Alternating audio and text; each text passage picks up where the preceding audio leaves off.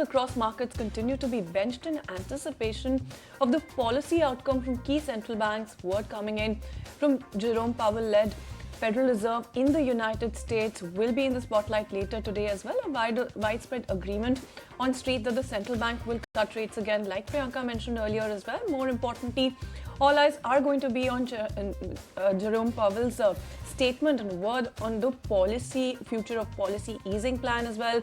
Moving into the new year, suggesting fewer cuts in 2025. So that is something that we're watching out for. Remember, there's pessimism across sectors ahead of key policy decisions from the Fed, Bank of Japan, and even the Bank of England.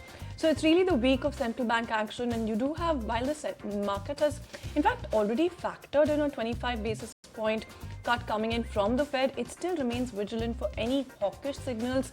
Meanwhile, spotlight will also be on pricing pressure and even the outlook going ahead. Like I mentioned, remember, inflation in the US has already accelerated for the second straight month, the steepest gain coming in 7 months. And against that particular backdrop, any kind of cues coming in on monetary policies are going to be key to watch out for. All right, absolutely. This is widely expected. In fact, Fed watch tools indicate there's a 95% of chance a cut is coming, but the more important is the commentary and the runway ahead. While Street continues to eye outcome from the Federal Reserve, retail sales in the United States came in more than expected for the month of November. And this is amid increased household spends of motor vehicles as well as online merchandise. This has been consistent with the strong underlying momentum which we have been seeing in the economy as the year winds down now. Sales were up 0.7%. Expectation was of 0.5% uptick. Meanwhile, sales logged a 3.8% year-on-year increase in the month of November. Well, absolutely. Shifting focus to some stock-specific action, then Salesforce has announced that it will be hiring 2,000 people to facilitate better AI sales to clients. In fact, company chief Mark Benioff also clarified that they have doubled the number of hirings versus what they had indicated earlier. The cloud software company, which targets sales reps and also marketers and customer service agents, is also among the many technology companies hoping to boost revenue with generative AI features. Okay, moving on. Japanese auto giants Nissan as well as Honda are reportedly in talks to set up a holding company and are soon likely to sign a memorandum of understanding.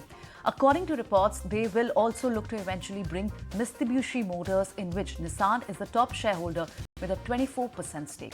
Reports also suggest that the combined Nissan, Honda, Mitsubishi enterprise would equate to more than 8 million vehicles sales annually.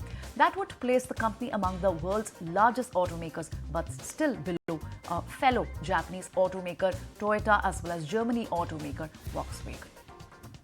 Right, moving on. Meanwhile, in China, you do have reports that suggest that Chinese leadership has agreed to raise the budget deficit to 4% of the GDP next year, the highest on record, coupled with an economic growth target of around 5%. The new plan compares with an initial target of 3% of GDP for 2024 and is also in line with a more proactive fiscal policy outlined by leading officials after December's Politburo meeting.